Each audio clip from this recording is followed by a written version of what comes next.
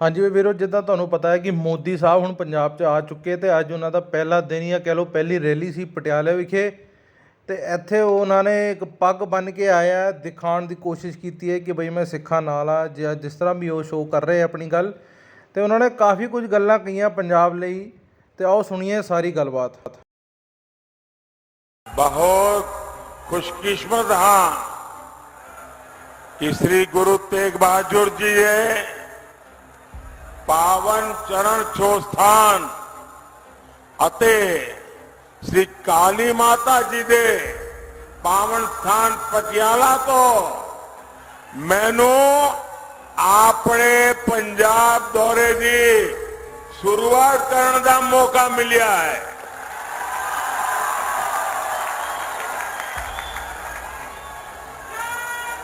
साथियों,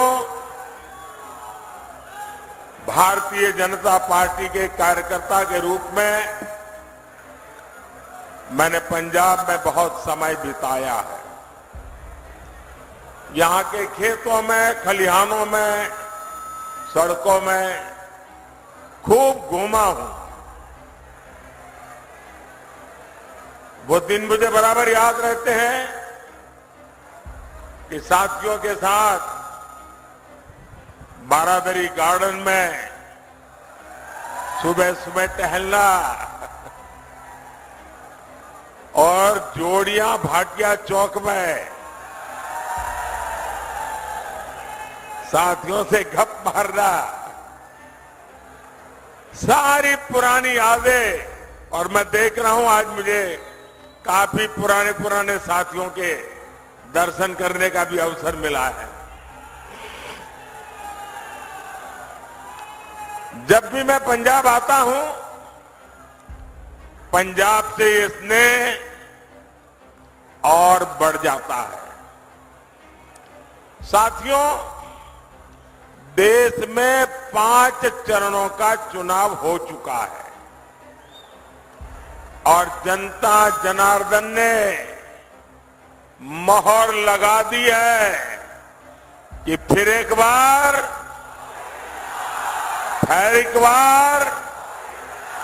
साथियों, एक तरफ आतंकवादियों को घर में घुसकर मारने का साथ,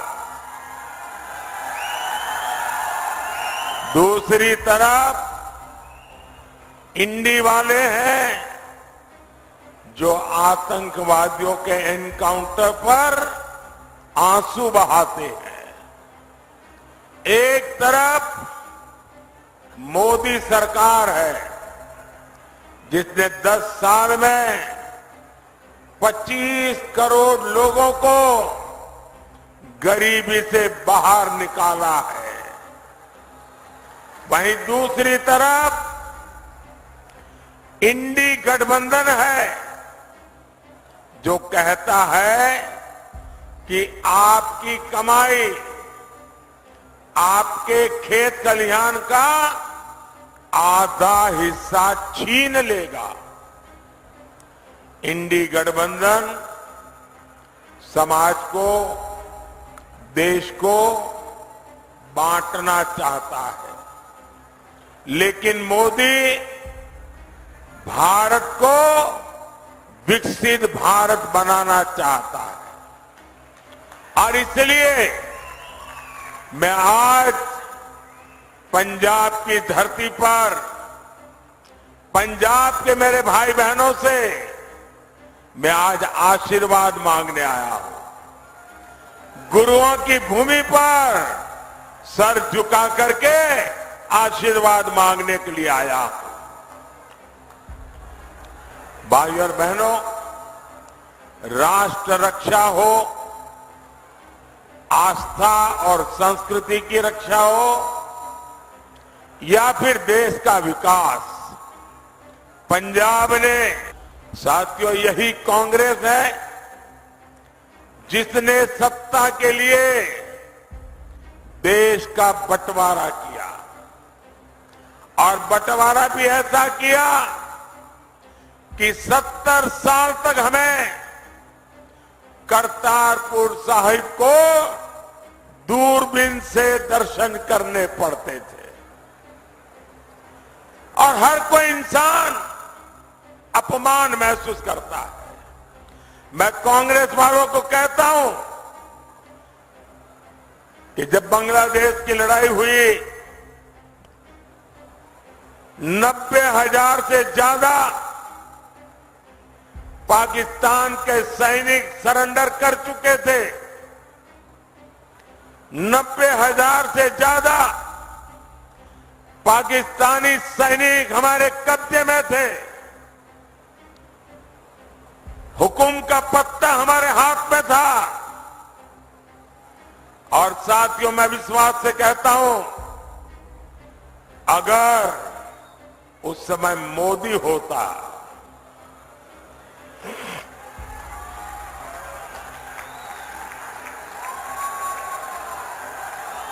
अगर उस समय मोदी होता तो मैं इनसे करतारपुर साहब लेकर के रहता, तब जाकर के उनको जवानों को छोड़ता।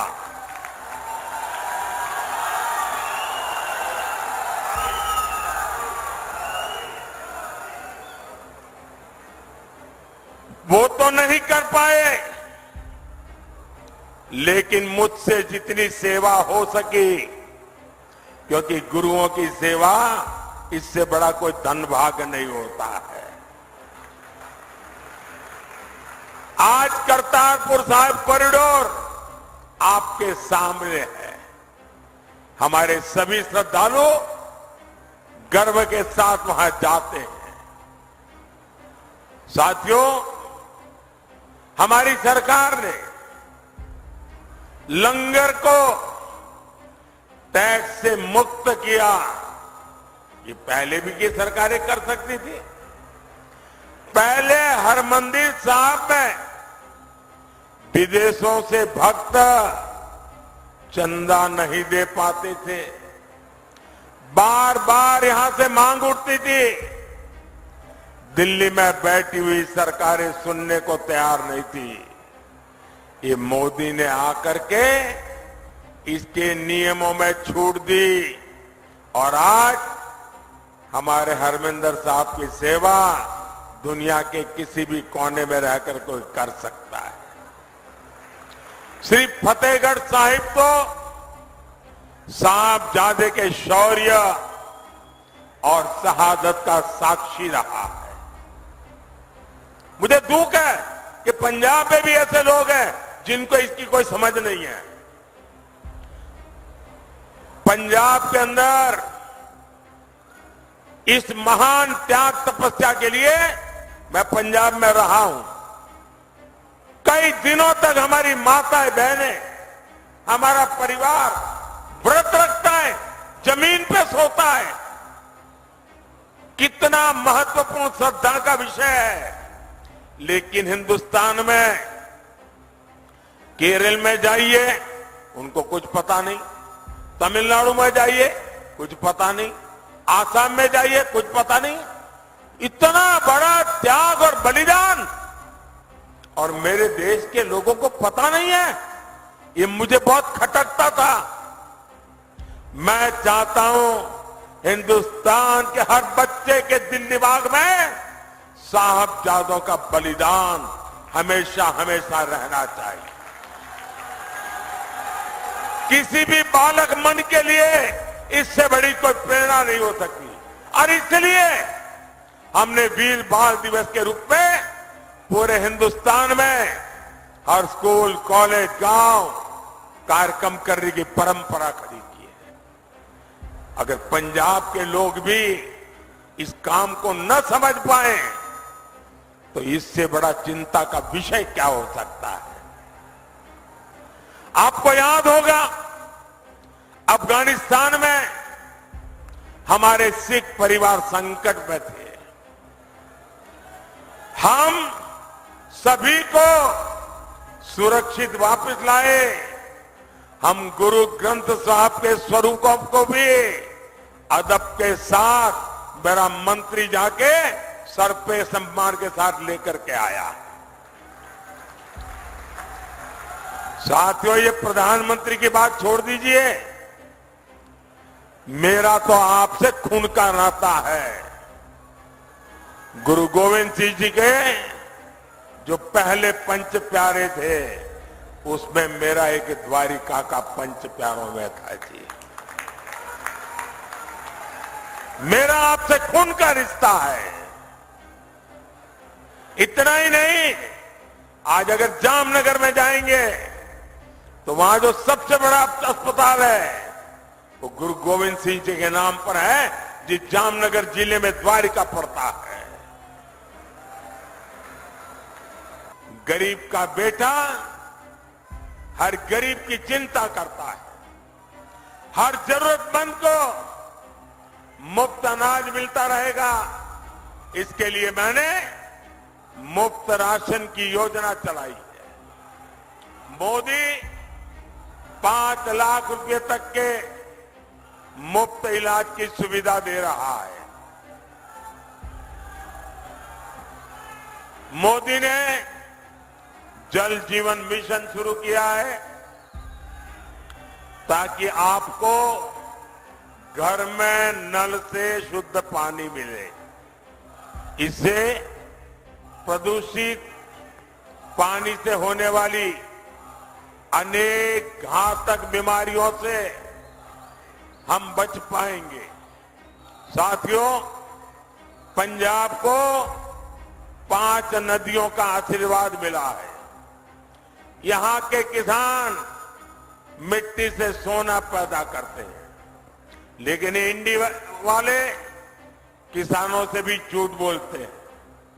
इन्होंने किसानों से एक वायदा किया, पूरा नहीं किया है।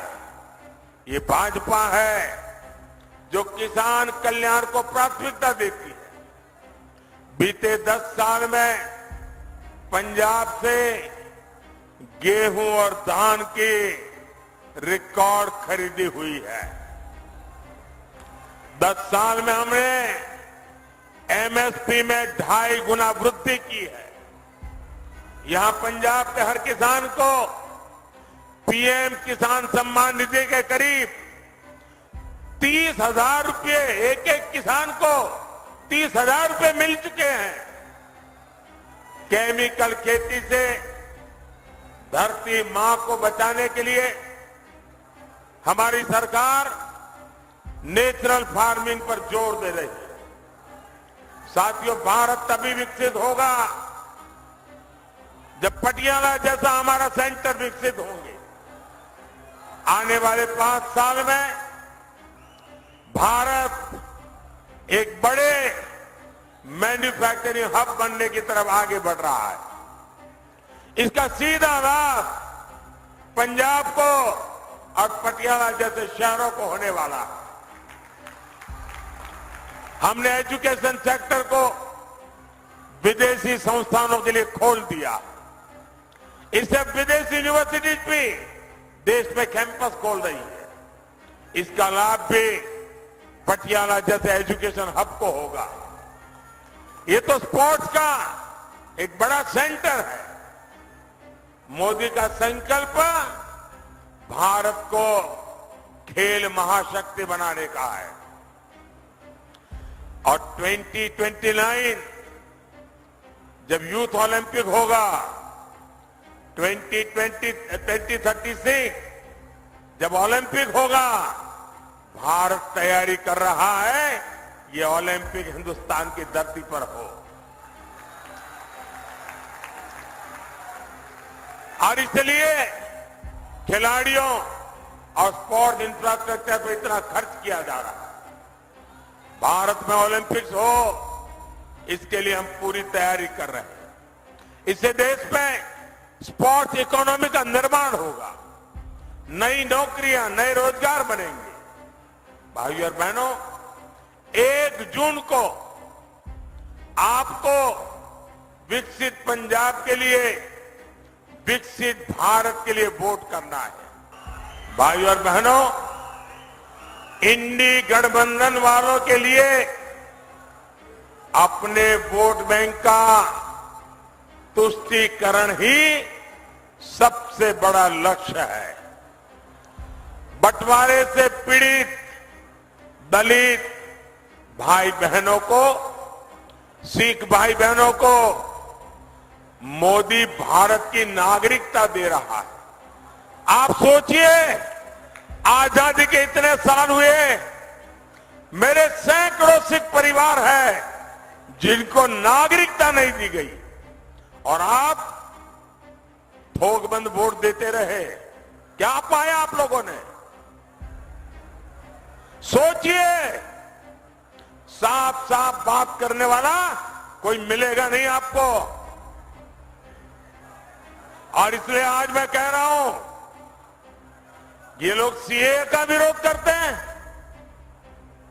अगर सीए का विरोध करेंगे तो ये मेरे सिख भाई बहन जो पाकिस्तान में, बांग्लादेश में, अन्य देशों में प्रताड़ित होते हैं, वापस आते हैं, कौन संभालेगा उनको? मैं उसे मेरा कर्तव्य मानता हूं और इसलिए मैंने उनको नागरिकता देने का कानून बनाया है। वोट पाने के लिए नहीं बनाया है।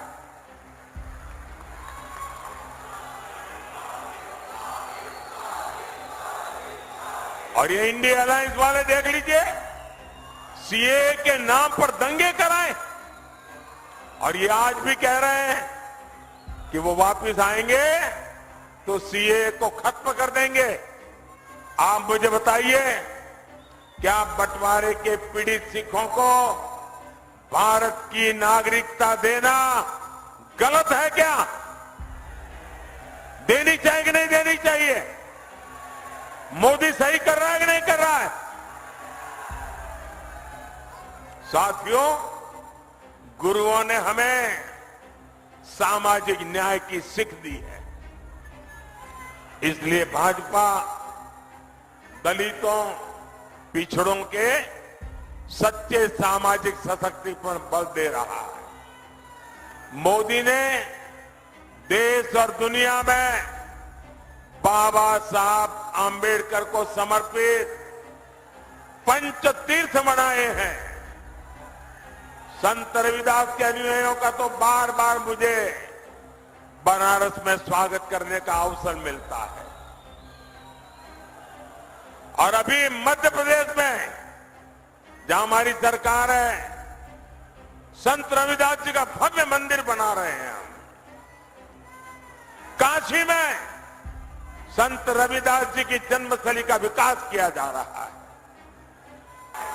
और इसलिए मैं आज पंजाब की धरती से, मेरी ये पहली चुनाव सभा से सभी पंजाब के नागरिकों का आग्रह करता हूं कि हमें पंजाब को बदलना, हमें पंजाब को नई ऊंचाइयों पर ले जाना, हमें पंजाब को वो पुराना गौरव वापस लौटाना, और ये काम सिर्फ और सिर्फ भाजपा कर सकती है। मैं आपका साथ चाहता हूं, मैं आपका आशीर्वाद चाहता हूं, और मैं आपको वादा करता हूं, ये मोदी की गारंटी है, आपका सपना, आपका सपना ये मोदी का संकल्प है। मेरा पल पल आपके लिए, मेरा पल पल देश के लिए 24/7 फॉर 2047 ये मोदी की गारंटी है। मेरे साथ बोलिए, भारत माता की, भारत माता की, भारत माता की। बहुत बहुत धन्यवाद।